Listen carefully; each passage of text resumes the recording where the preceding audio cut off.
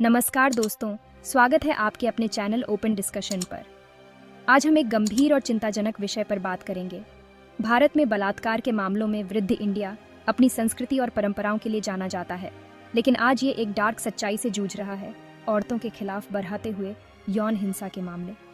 ये घिनौना अपराध न सिर्फ एक औरत के शरीर पर वार करता है, बल्कि उसके मन पर गहरे घाव भी छोड़ जाता है। सख्त कानून और बढ़ती जागरूकता के बावजूद आंकड़े एक डरावनी तस्वीर पेश करते हैं। सच्ची बराबरी के लिए लोगों की सोच में बदलाव और औरतों के लिए एक सुरक्षित माहौल बनाने के लिए सामूहिक प्रयासों की ज़रूरत है। ये कार्रवाई के लिए एक अपील है जो हर नागरिक से समाधान का हिस्सा बनने, पीड़ितों के साथ एकजुटता से खड़े होने का आग्रह करती है। नेशनल क्राइम रिकॉर्ड्स ब्यूरो का डेटा भारत में बलात्कार की घटनाओं की एक भयावह तस्वीर पेश करता है। यहाँ प्रतिदिन औसतन 87 रेप होते हैं।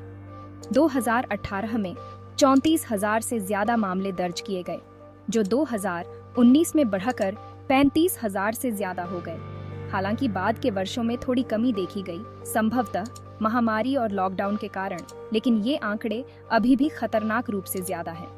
2020 में एनसीआरबी ने 28,000 से ज्यादा मामलों की सूचना दी, जिसके बाद 2021 में 31,000 से ज्यादा मामले दर्ज किए गए। ये आंकड़े केवल दर्ज मामलों के हैं और माना जाता है कि असल आंकड़े काफी ज्यादा हैं।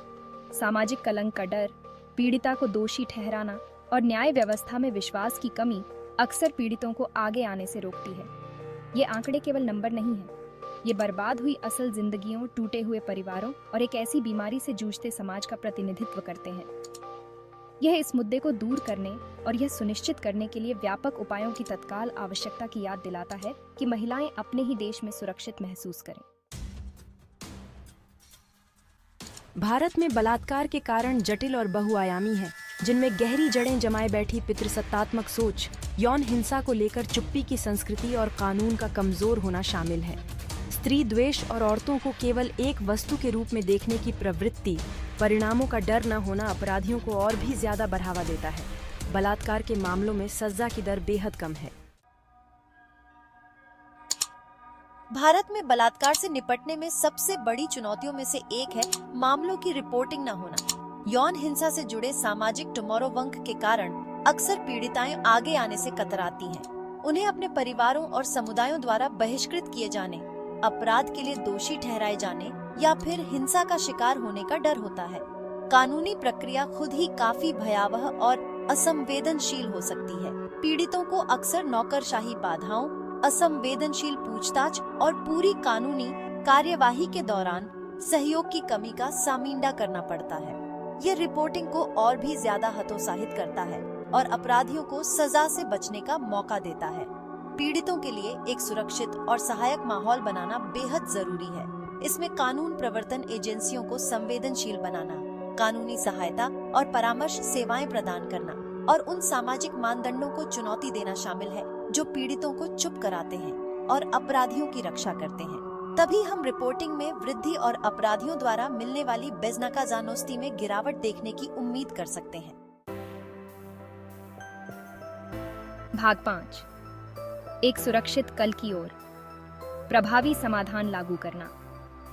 भारत में बलात्कार के खिलाफ लड़ाई के लिए हर तरह से इस मुद्दे को संबोधित करते हुए एक बहुआयामी दृष्टिकोण की जरूरत है। जहां सख्त कानून बनाना बेहद जरूरी है, वहीं एक ऐसे सामाजिक बदलाव को बढ़ावा देना भी उतना ही महत्वपूर्ण है जो औरतों और उनकी सुरक्षा और सम्मान के अधिकार का सम्मान करे।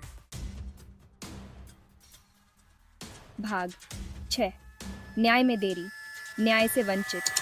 कानूनी ढांचों को मजबूत बनाना। भारत ने यौन हिंसा के खिलाफ अपने कानूनी ढांचे को मजबूत करने के लिए कदम उठाए हैं, हालांकि खामियां अभी भी हैं। वैवाहिक बलात्कार को अभी तक भारतीय दंड संहिता के तहत अपराध की श्रेणी में नहीं रखा गया है। बलात्कार के मामलों में दोष सिद्धि की दर बेहद कम है। समर्पित विशेष अदालतें मुकदमों में तेजी लाने में मदद कर सकती हैं। गवाह सुरक्षा कार्यक्रमों को मजबूत करने की आवश्यकता है। त्वरित और निष्पक्ष न्याय सुनिश्चित करके हम एक कड़ा संदेश दे सकते हैं। भाग 7, शिक्षा के माध्यम से सशक्तिकरण, सम्मान और सहमति को बढ़ावा देना। शिक्षा उस पितृसत्तात्मक मानसिकता को खत्म करने में महत्वपूर्ण भूमिका निभाती है जो अक्सर यौन हिंसा को बढ़ावा देती है। प्राथमिक स्तर से ही स्कूलों में व्यापक यौन शिक्षा शुरू करना बेहद जरूरी है। यह पाठ्यक्रम जैविक पहलुओं से परे सहमति, सम्मान, स्वस्थ संबंधों और लैंगिक समानता पर केंद्रित होना चाहिए। माता पिता, शिक्षकों और समुदाय के नेताओं को सेक्स और कामुकता को लेकर चुप्पी तोड़ने के लिए मिलकर काम करना चाहिए। उम्र के हिसाब से इन मुद्दों पर खुलकर चर्चा करने से भ्रांतियों को दूर करने, हानिकारक रूढ़ियों को चुनौती देने और सम्मान और समझ की संस्कृति को बढ़ावा देने में मदद मिल सकती है। लड़कियों और औरतों को शिक्षा के माध्यम से सशक्त बनाना भी उतना ही महत्वपूर्ण है।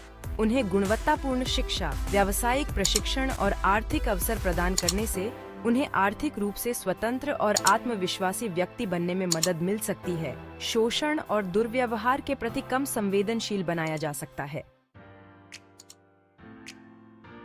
भाग 8 कहानी में बदलाव, मीडिया और लोकप्रिय संस्कृति की भूमिका। मीडिया सामाजिक दृष्टिकोण और धारणाओं को आकार देने में एक शक्तिशाली भूमिका निभाता है। यह बेहद जरूरी है कि मीडिया आउटलेट बलात्कार के मामलों की रिपोर्ट जिम्मेदारी से करें, सनसनीखेज और पीड़िता को दोषी ठहराने से बचें, साथ ही अपराधी की जवाबदेही पर प्रकाश डालें। फिल्में, टेलीविजन शो और संगीत सहित लोकप्रिय संस्कृति लैंगिक समानता को बढ़ावा देने और बलात्कार संस्कृति को चुनौती देने में रचनात्मक भूमिका निभा सकती है। भाग 9, एकता में ही बल है, सुरक्षा और समर्थन की संस्कृति को बढ़ावा देना। महिलाओं के लिए एक सुरक्षित भारत बनाने के लिए सामूहिक प्रयासों की जरूरत है। यह समय है कि लोग केवल तमाशाई बनकर ना रहें, बल्कि आगे आकर इस समस्या का सामिंदा करें, स्त्री द्वेषी चुटकुलों को चुनौती दें। जब वे किसी को परेशान होते हुए देखें तो हस्तक्षेप करें और बिना किसी फैसले के पीड़ितों का समर्थन करें। खास तौर पर पुरुषों की पितृसत्तात्मक मानदंडों को तोड़ने और सम्मान की संस्कृति को बढ़ावा देने में महत्वपूर्ण भूमिका है। समुदायों को पीड़ितों के लिए सहायता प्रणाली बनाने की जरूरत है। परामर्श, कानूनी सहायता और भावनात्मक समर्थन प्रदान करना होगा। घरेलू हिंसा और यौन शोषण का सामिंदा करने वाली महिलाओं के लिए आश्रय और हेल्पलाइन सुलभ और पर्याप्त रूप से वित्त पोषित होने चाहिए। इसके अलावा ऐसे सुरक्षित स्थान बनाना जरूरी है जहां महिलाएं बिना किसी निर्णय या प्रतिशोध के डर के उत्पीड़न या हमले की घटनाओं की रिपोर्ट करने में सहज महसूस करें। इसमें समर्पित हेल्पलाइन, ऑनलाइन प्लेटफॉर्म और शैक्षणिक संस्थानों और कार्यस्थलों के भीतर सहायता समूह शामिल हो सकते हैं। भाग 10, निष्कर्ष, बलात्कार मुक्त भारत के लिए सामूहिक जिम्मेदारी। भारत में बलात्कार के खिलाफ लड़ाई केवल महिलाओं का मुद्दा नहीं है, यह एक मानवाधिकार का मुद्दा है जिसके लिए सामूहिक प्रतिक्रिया की जरूरत है। इसके लिए सामाजिक सोच में एक बुनियादी बदलाव, पितृसत्तात्मक मानदंडों को खत्म करने और सम्मान, समानता और सहमति की संस्कृति बनाने की प्रतिबद्धता की जरूरत है। हालांकि सख्त कानून और बेहतर कानून प्रवर्तन महत्वपूर्ण है, लेकिन वे समाधान का केवल एक हिस्सा हैं। हमें शिक्षा में निवेश करने, लैंगिक रूढ़ियों को चुनौती देने, महिलाओं को सशक्त बनाने और एक ऐसे समाज को बढ़ावा देने की आवश्यकता है जहां पीड़िताएं आगे आने में सुरक्षित महसूस करें और अपराधियों को उनके कार्यों के लिए जवाबदेह ठहराया जाए। बलात्कार मुक्त भारत की राह लंबी और कठिन है, लेकिन ये एक ऐसी यात्रा है जिसे हमें एक साथ मिलकर करना होगा। सामूहिक रूप से काम करके हम एक ऐसा भविष्य बना सकते हैं जहां हर महिला सम्मान, आजादी और बिना किसी डर के जी सके। आइए हम एक ऐसे समाज के निर्माण का प्रयास करें जहां लचीलापन और आशा की कहानियां हिंसा और निराशा की कहानियों से ज्यादा हों।